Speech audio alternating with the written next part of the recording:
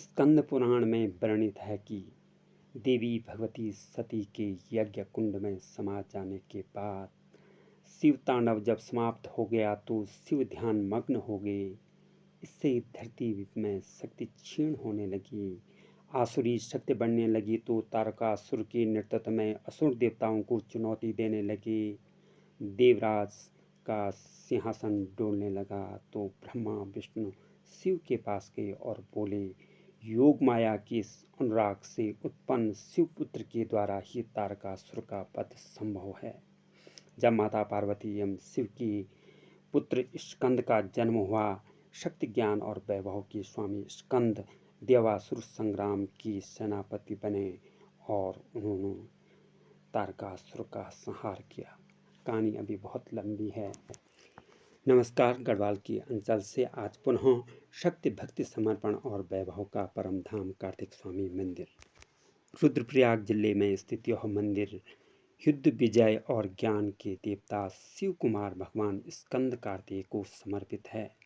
लोक मान्यताओं में कहा जाता है कि शिवपुत्र भगवान गणेश और कार्तिकेय में अपनी अपनी प्रतिष्ठा के लिए प्रतिस्पर्धा का अंत कराने के लिए भगवान शिव ने एक अनोखी परीक्षा ली। शिव बोले, जो सर्वप्रथम ब्रह्मांड की परिक्रमा कर कैलाश पहुंचेगा उसकी सर्वप्रथम पूजा होगी। प्रतिस्पर्धा के इस दौर में कार्तिकेय मयूर को तो गणेश मूषक राज को सजाने लगे। गणेश ने गंगा स्नान से लौट कैलाश में माता पिता की परिक्रमा की। बुद्धि एवं ज्ञान के स्वामी ने तर्क रखा कि पुत्र के लिए ब्रह्मांड माता पिता के चरण होते हैं। देवताओं को गणेश का यह तर्क भा गया और गणेश को विजेता माना गया।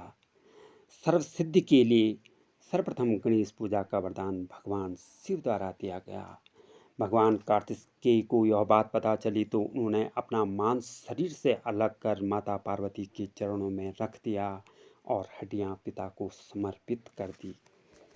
कहा जाता है कि भगवान कार्तिकेय की अस्थियां इसी मंदिर में विराजित हैं। मंदिर गढ़वाल शैली से बना हुआ है। इसकी संरचना सरल एवं लुभावनी है। शिखर चकोर एवं छत ढालदार है। गर्भगृह के बाहर पत्थर और लकड़ी के संयोग से बना बरामदा दर्शन मंडल की कमी को पूरा करता है। गर्भगृह में काले ग्रेनाइट की स्कंद कार्तिकेय की दिव्य मूर्ति आभूषणों से अलंकृत है। खास बात यह है कि गर्भगृह में क्वार्टर्स पत्थर, जिसे स्थानीय भाषा में फटिंग बोला जाता है, प्रतीक के तौर पर पूजनीय है। ये पावन स्थल है जहाँ शिव को कार्तिकेय ने अस्थि दान कर निर्वाण में विलीन हुए थे।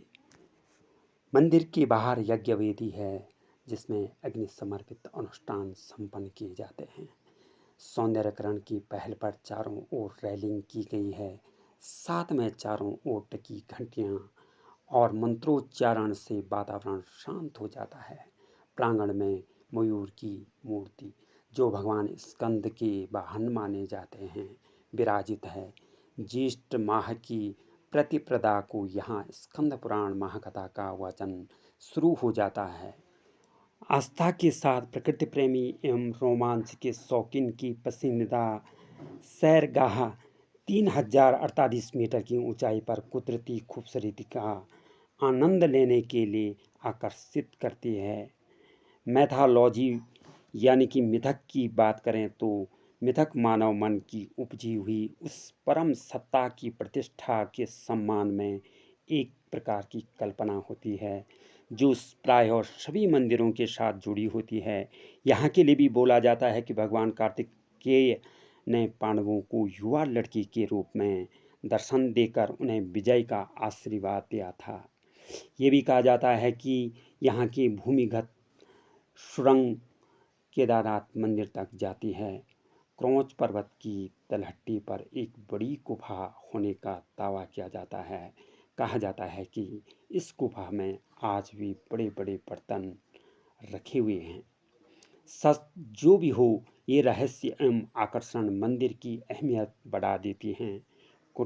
कठोर शैल पर स्थित होने के बावजूद मंदिर से 50 मीटर की दूरी पर इसके उत्तरी छोर पर प्राकृतिक जल स्रोत जो भीषण गर्मी में भी सूखता नहीं है, देवी शक्ति का वरदान है या प्रकृति का अनुपम उपहार, अथवा दोनों पर है अद्भुत।